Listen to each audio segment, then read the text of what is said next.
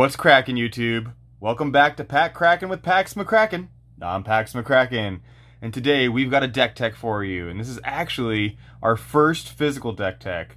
I've done a few of them on MTG Arena, some standard, some brawl, but this is my actual physical EDH deck. If you watched my videos before, you've heard me mention my 5-color bridge deck in the past, and well, it's actually kind of nearing completion. There's a few things I'm still sort of uncertain about, and actually I wanted to make this video because I wanted you, the viewers, to give me some input on it.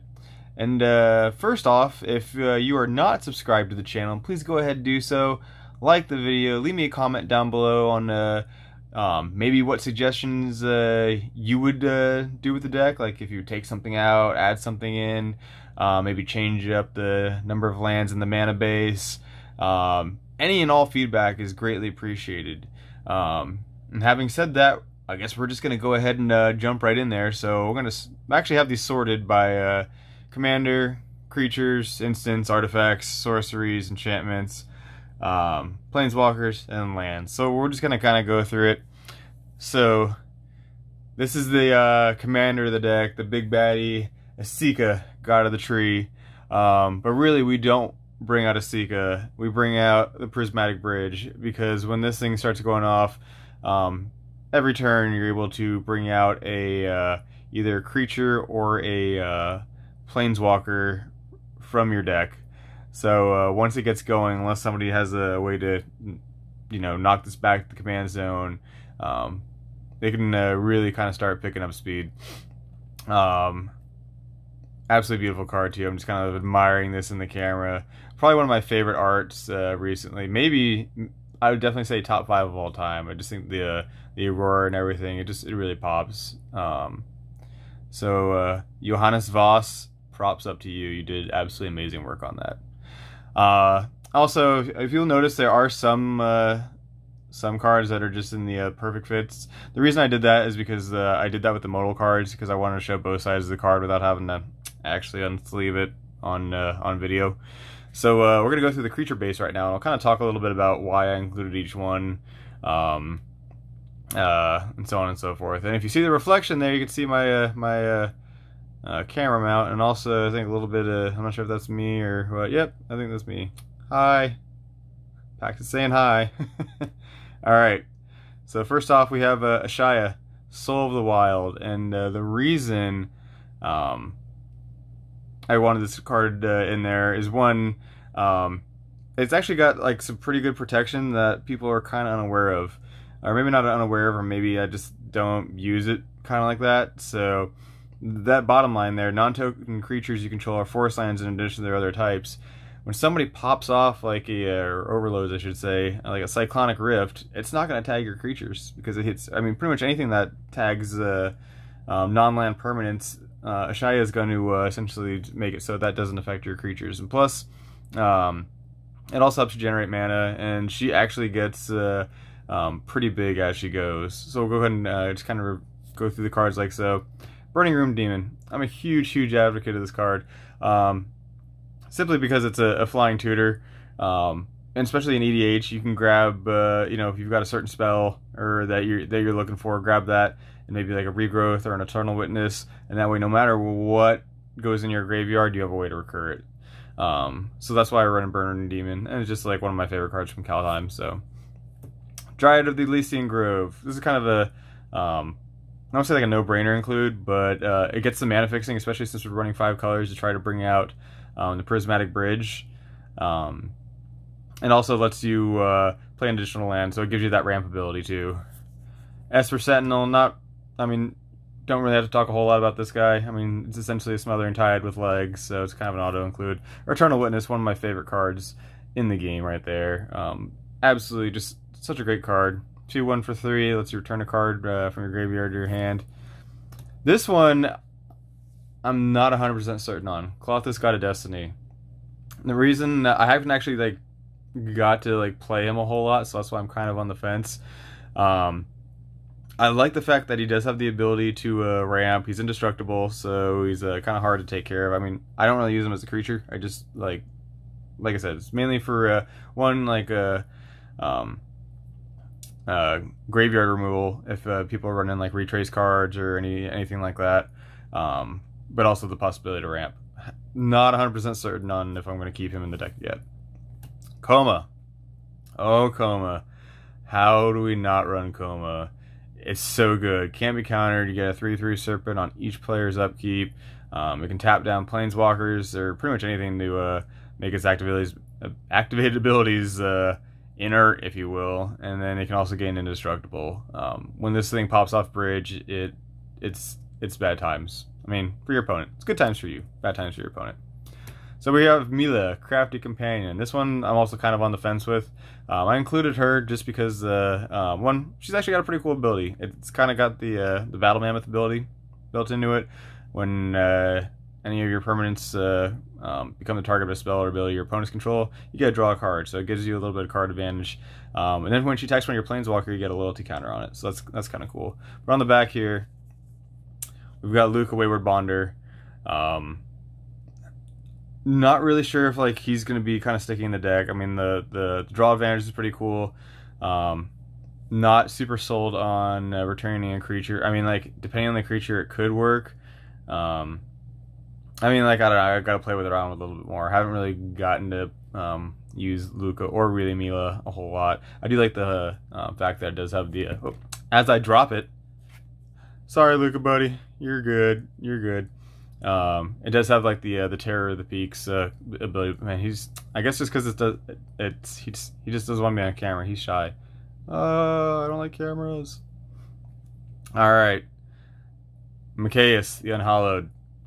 So, yes, there's a reason I'm running him in here. I am running the Mikaeus Triskelion combo, and once we get to the sorcerers, you'll see that I am running Tooth and Nail in there. It can be an auto-win combo, and I'll explain that a little bit more later. It's also a pretty good card. I run a whole lot of non-human creatures, so when they die, they come back with a +1/+1 counter, so that's pretty neat. Nyxbloom Ancient, 3 times as much mana, yes please. Lets me do some pretty crazy stuff. Reclamation Sage, you know, if I need to get rid of a, you know, artifact or enchantment that's giving me problems, you know. I actually just included this one back in last week, playing Commander over at my LGS. Yeah, which is one thing I want to just give a quick shout out to. I'm really appreciative that Washington State's allowing us to do that now. I know not every state in the country is doing that, but I hope everybody gets to play physical Magic again soon here with their friends. Especially in, like, you know, constructed, draft, limited. There's a whole part of the game that you really can't kind of like replicate on, say, like MTGO or MTG Arena. So I hope everybody's able to start doing that real soon here. So I just added her back in the deck because I was playing in a cube, Commander Cube, sorry, pod, Commander Pod. And one of my opponents had Solitary Confinement out, and I was digging and digging and digging, and it took a couple turns before I was actually able to find something to deal with it. But I figured if I had more artifact enchantment removal, wouldn't necessarily be a bad thing. Shalai, Voice of Plenty, just for the protection, me, Planeswalkers, and other creatures get hexproof. Can't be too upset with that. Sheoldred, or Sheoldred, Whispering One.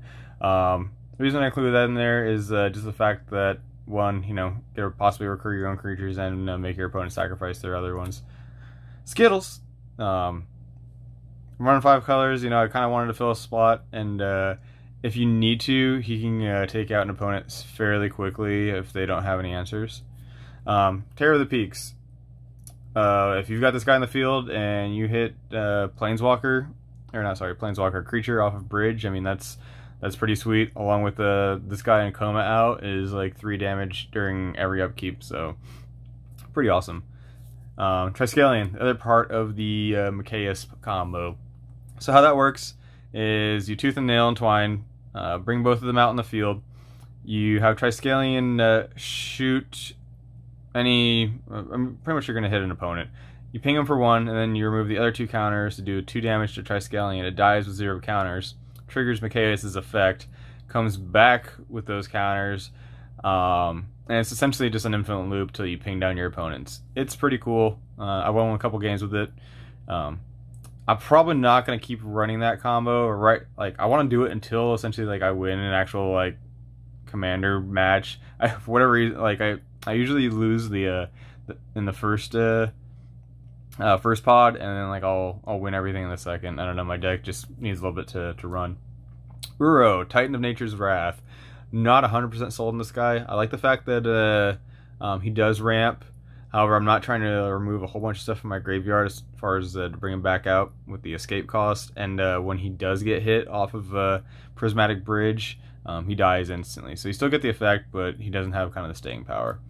Another card that I'm including, not so much for Valky, although Valky's pretty cool, but Tibalt. So another Planeswalker in there that's got some abilities, especially with Nyx Bloom Ancient, or if you have Vorinclex, who you just saw behind that out. If you're able to get his ultimate off right away, especially in Commander, it can be kind of ridiculous. And speaking of V-Boy right here, we have Vorinclex. He helps minimize the threat of your opponent's planeswalkers, and almost with pretty much the ones that I run, aside from Teferi, gives you the ability to go use their ultimate immediately. So that is that's the creature base there. Now we'll go through the instance. I don't know if I was thinking in commons, but it's not even a common, it's a common. So Brainstorm, just for card draw. Cyclonic Rift, just for the mass removal there that we're trying to do. Factor Fiction, one of my favorite card draws. Maybe it's just because I have no nostalgia for it, but I absolutely love this card. Heroic Intervention, when I need to keep everything safe, gotta use it. Mana Drain, it's the one and only counter spell I have. And the reason I use this one is, as you'll see when we get to the artifacts, I do run an Isochron Scepter, so a lot of these instances you're going to see are 2 or less mana, so that way I can put it on a stick and reuse it time and time again. And if I do counter something, depending on if it's early game, I could use that mana for that Tooth and Nail spell if I have it. Mystical Tutor to help fetch stuff up that I want, obviously. Path to Exile, super shiny Path to Exile, and Vorinclex and Valky are trying to leave. They're just like, hey, let's go get some fucking Taco Bell. Oh, sorry about the F-bomb there. Kind of slipped. Oops. This just hit PG-13. Can't do that again. Otherwise, we go to R. Alright, my apologies, guys. Sometimes it happens. Alright, Swords of Plowshares, just for a little bit more removal. And then we have a Vampiric Tutor for just more fetchy goodness. Because, I mean, if you get a Mystical Tutor or Vampiric Tutor on an Isochron Scepter, you can pretty much get whatever you need every turn, which is kind of cool. So, artifacts. We're going to go with Aether Vial. It helps crank out creatures. And because it's essentially an activated ability, can't really be targeted with a bunch of other stuff. Plus, again, sentimental. Like I ran Aether Vials in my Legacy Merfolk deck before I sold it off. And then we've got Chromatic Lantern for mana fixing. Along with it has the lands have any color or produce mana of any color ability. There's the Scepter, so that's what allows us to put stuff on sticks and have fun. We got a Mana Crypt, just for mana fixing. I mean, it's a great card. How you're not going to run it.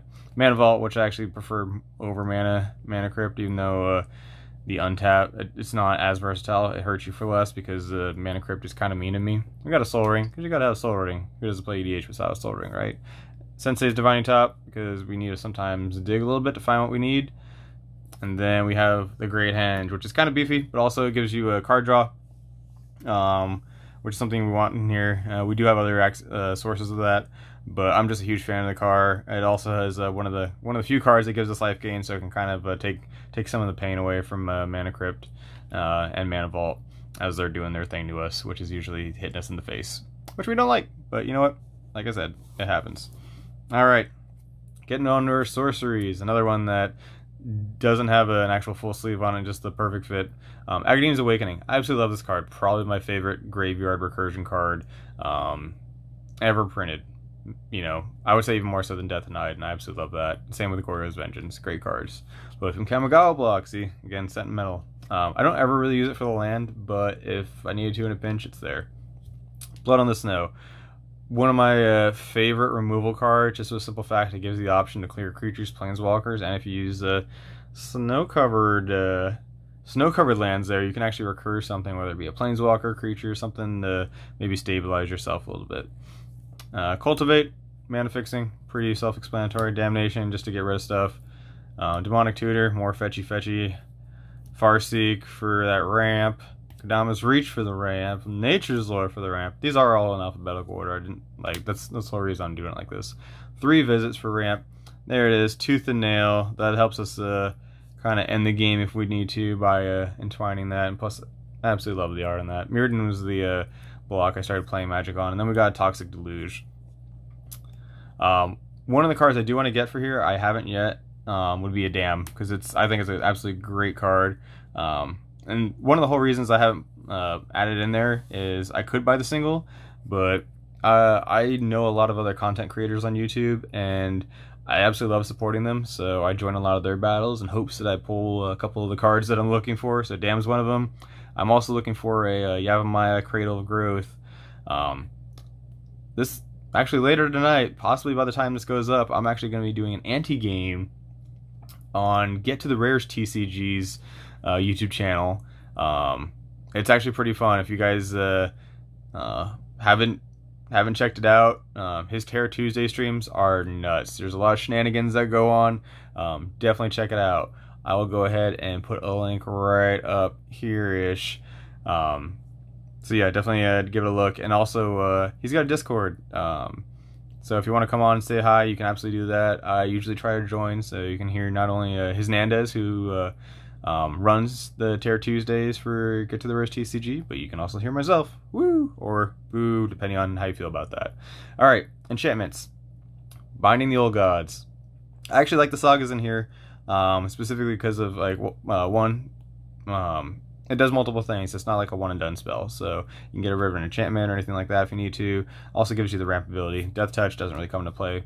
Elspeth Conquers Death, again, get rid of enchantment, and plus it's got the graveyard recursion. Exploration, I actually just added this. I picked this up yesterday because I need a little bit more land ramping, so buddy Josh over at Digital Heroes, which is the LGS I played at, suggested that. He's like, hey Neil, you got one over there, you should go get it. And I actually like kind of sat and waited on that for a week, but then I picked it up yesterday just because I was like, you know what, you're right Josh, you're right. Monologue Tax, because who doesn't like treasure tokens? And then for Phyrexian Arena, because who doesn't like card draw? And then Rhystic Study, because who doesn't like card draw? And then Rhythm of the Wild. Whenever I see this card, I just think of that song Rhythm of the Night that came out in the 90s. So not that there's a whole lot of counter that I play with in the play group, but the fact that I can give my creatures haste, because I was in one of my previous versions, I was running Nylea, God of the Hunt, along with Purporos. I don't know how to pronounce that right, but I always call him Purporos. Bronze Blooded, so they gave Trample and Haste. This is kind of a nice median here where still give my creatures haste. Smothering Tithe, because just every deck runs it. It's great. Who doesn't like treasure tokens? And then Sylvan Library, because again, who doesn't like to draw? Even though that one can be a little painful. Alright, now we're going to get into the Planeswalkers. So we're running Kaya specifically because of that exile target non-land permanent. She takes care of stuff. Nicol Bolas Dragon God, because look at that ultimate, especially if you have Vorinclex on the field, pop this guy out, -8. You know, that's good. That could be a good game for some of your opponents there. And we also have another Nicol Bolas. So we got God Pharaoh here. Again, if you've got Vorinclex out, and like any of these Planeswalkers that get popped off Prismatic Bridge, you can pretty much do their ultimate right away, which is pretty great. Oko, obviously he doesn't really have like that great of an ultimate, but he is he's done wonders. He can take people's Planeswalkers, or not Planeswalkers. I mean, he can. Or not Planeswalkers, what am I talking about? Like, their commanders. Turn them into Elk, maybe a Darksteel Forge. Sorry, Josh. Turn it into an Elk. So he's really versatile. Tamio, Field Researcher, I just added her in. Haven't had a really whole lot of chance to kind of see what she can do, but I think the emblem, if she goes off, the fact that I can cast everything for without paying their mana cost is pretty amazing. We've got Teferi. He's like the only one who has an ultimate that can't pop off, but again, card draw is pretty amazing. And then we have Ugin because also that ultimate is just absolutely incredible there. Alright guys, we're getting to the nitty gritty here of the mana base. So this is just going to go through the land. So we've got 3 snow covered forests. One of those is going to be replaced with a Yavimaya once I get it. 2 snow covered islands, 2 snow covered mountains, 2 snow covered plains, and then 2 snow covered swamps. Then we're going to go get into our fetch land. So I'm actually running 8 fetches, which is kind of a lot, but I actually want that because of Sensei's Divining Top, Sylvan Library. If I don't like what I'm seeing on top, I want the ability to kind of get rid of it. So we are running the black and the black and the green ones. And by that I mean the ones that have the ability to fetch a swamp, or the ones that have the ability to fetch a forest. So yep, it's Misty, Polluted, Bloodstained Mire, Verdant, Windswept Heath, Wooded Foothills. And I forgot, what was the first one? Marsh Flats. Sorry, I don't want to leave any out. I just kind of went through those pretty quick because I don't want this video to take forever. And then we got Wooded Foothills, and we also have Fabled Passage. You know, I was thinking about possibly adding a Flooded Strand, or Scalding Tarn, or something else in there. But I kind of wanted one that doesn't cost life because, like I said, my deck kind of hurts me as it is. And then we have right now 5 shock lands. I do have a so Breeding Pool. I mostly want to stick with the ones that just have the forest for Nature's Lore and 3 visits. I do have a Blood Crypt in here that's taking the place of, and you're gonna laugh, Reliquary Tower, because for whatever reason I thought I owned one and I don't. Remember, I just got back into Magic this past, technically late December. No, I guess January is when I actually started buying paper cards again. Overgrown Tomb, Stomping Ground, Temple Garden, and then we're gonna get into the Triomes. So we've got one of each. We've got Ndatha. I want to take a quick second. Look how beautiful that Ketria Triome is. I honestly think these cards, like the Triomes, are gonna go up in value just quickly as time goes on, as less Ikoria is available. All right, and then I've got like my utility lands here. So we're running an Ancient Tomb, Command Tower because you kind of have to, right?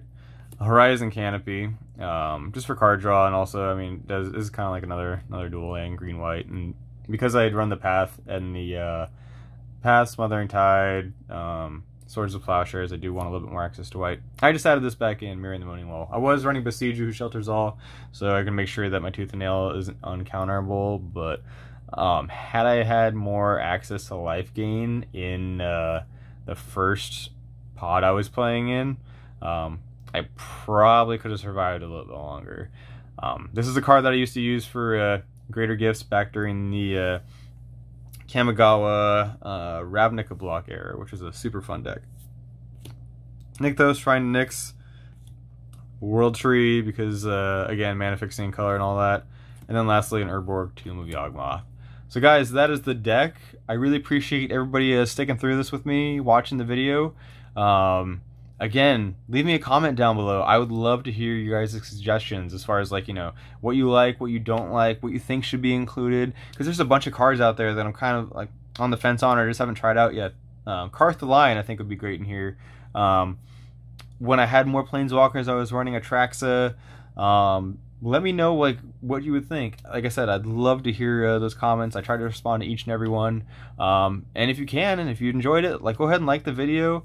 And if you're not subscribed, please do so. Right now we're, I think, at 187, maybe 188 subscribers. And once we hit that 200 milestone, we'll be doing another giveaway. So yeah, as we always say when we're parting ways here, this has been Pax McCrackin, and we will see you next time.